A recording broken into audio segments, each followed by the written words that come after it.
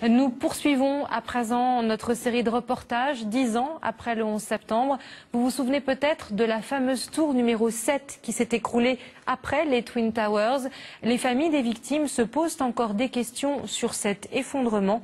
Nora Boubetra et Laurent Beaufils les ont rencontrés. Bob McIlvaine est un père en colère. Sur les lieux des attentats, le voilà fustigeant son pays qui, dit-il, n'a pas répondu à ses questions sur les circonstances du décès de son fils. D'après lui, il est mort dans le lobby de la tour numéro 1 avant qu'elle ne s'effondre, mais son corps porte des impacts d'explosion. Quand vous vous rendez au travail, votre visage explose, votre poitrine et vos bras sont désintégrés. Je pense que ça mérite une enquête. Son fils Bobby était dans la tour nord et c'est l'un des très rares corps retrouvés sur le site. 10 ans de quête pour la vérité, 10 ans de recherche. Pour comprendre comment son fils est mort, cet ancien professeur d'histoire a fait sa propre enquête. Ce n'est pas un adepte des thèses conspirationnistes. Et personne n'a su répondre à ces questions, pas même la commission du 11 septembre, mise en place 14 mois plus tard, sous la pression des familles.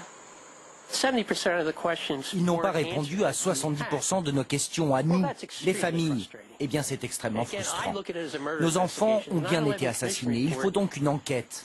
Mais le rapport de la commission d'enquête n'en a fait qu'un exposé des faits. En plus, on n'a pas posé les questions qui fâchent aux responsables interrogés. Le travail de la commission est même remis en cause par certains de ses membres qui dénoncent des entraves à l'enquête. L'un d'eux a d'ailleurs démissionné. John Farmer était conseiller juridique dans cette commission. Dans son livre, il explique que le gouvernement a caché la vérité. La CIA a détruit des cassettes des interrogatoires des cerveaux du 11 septembre. Des cassettes dont on ne connaissait pas l'existence à l'époque. Et puis il y a aussi la conseillère en sécurité nationale de Bill Clinton. Elle a volé des documents aux archives nationales. Bob McIlvaine et son ami, l'ingénieur en génie civil, ont des doutes aussi, car la commission n'a pas évoqué l'effondrement de cet immeuble. Une troisième tour, le bâtiment 7, s'est écroulé le 11 septembre sans avoir été heurté par un avion. Elle s'est brusquement affaissée en moins de 7 secondes. Les deux hommes réfutent la thèse officielle selon laquelle la chute est due à un incendie. C'est impossible à cause des structures en métal qui soutiennent le bâtiment. Avec un incendie, dès qu'un étage s'effondre et qu'il en heurte un autre, sa chute est ralentie par la structure. Il perd en rapidité et là, c'est pas le cas. L'immeuble est tombé d'un coup. La seule chose qui puisse éliminer rapidement la structure, c'est l'utilisation d'un engin explosif.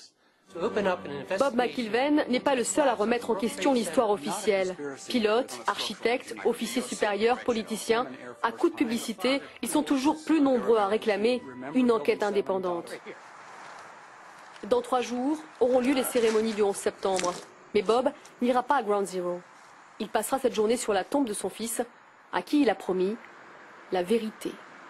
Une enquête indépendante ne risque pas de voir le jour, en tout cas pas sous Barack Obama. Le président américain qui a accordé une immunité à ses prédécesseurs veille à sanctionner tout questionnement sur le 11 septembre.